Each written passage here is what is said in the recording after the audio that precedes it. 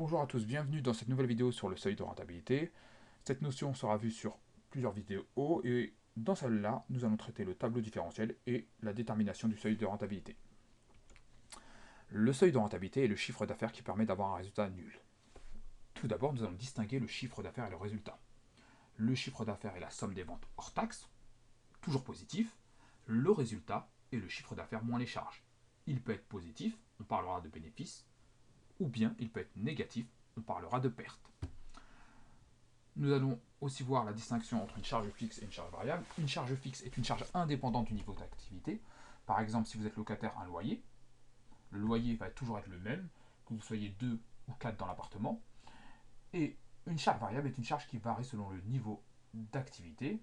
Alors par exemple, la consommation de nourriture, si demain une personne vient emménager chez vous, la consommation de nourriture va augmenter. Passons à une application extraite d'un sujet d'examen que j'ai légèrement modifié. Monsieur Brossard souhaite développer la clientèle des décorateurs en lançant un nouveau produit, un film vitrail. Et donc, on doit déterminer le seuil de rentabilité à l'aide de l'annexe. Les ventes prévisionnelles sont de 4500 m². Le prix de vente d'un mètre carré est de 32 euros. Les matières premières nécessaires à la fabrication d'un mètre carré, 10,50 €. Les autres charges variables par mètre carré, 2,30 €. L'annuité d'amortissement du matériel, 1500 euros, et les autres charges fixes, 43 500 euros. Première étape, distinguons les charges fixes des charges variables. En charge variable, nous avons les matières premières. Les matières premières sont toujours une charge variable parce qu'elles varient selon la quantité produite. Et ici, les autres charges variables. Les charges fixes, l'annuité d'amortissement de la machine qu'on fabrique 3000, 4000 ou 4500 unités, l'annuité d'amortissement, ça sera toujours la même. Et les autres charges fixes liées à la fabrication. Maintenant, passons au calcul préalable avant le tableau différentiel. Tout d'abord, le chiffre d'affaires. Le chiffre d'affaires est égal aux quantités fois le prix de vente unitaire. Il est donc de 144 000 euros. 4 500 fois 32. Maintenant, les charges variables nécessaires à cette production. 10,50 € par mètre carré plus 2,30 € par mètre carré, je les additionne, 12,80 €, que je multiplie par le nombre de mètres carrés, les quantités, 57 600 euros. Et enfin, les charges fixes, 1500 euros pour le matériel d'annuité d'amortissement et 43 500 euros pour les autres charges fixes, ce qui nous fait un total de 45 000 euros. Maintenant, on va pouvoir passer au tableau différentiel. Voici la structure du tableau différentiel. Nous avons le chiffre d'affaires, moins les charges variables, c'est égal à la marge au coût variable, ce qui nous reste une fois que les charges variables sont payées, moins les charges fixes est égal au résultat, qui, je vous le rappelle, peut être un bénéfice ou une perte.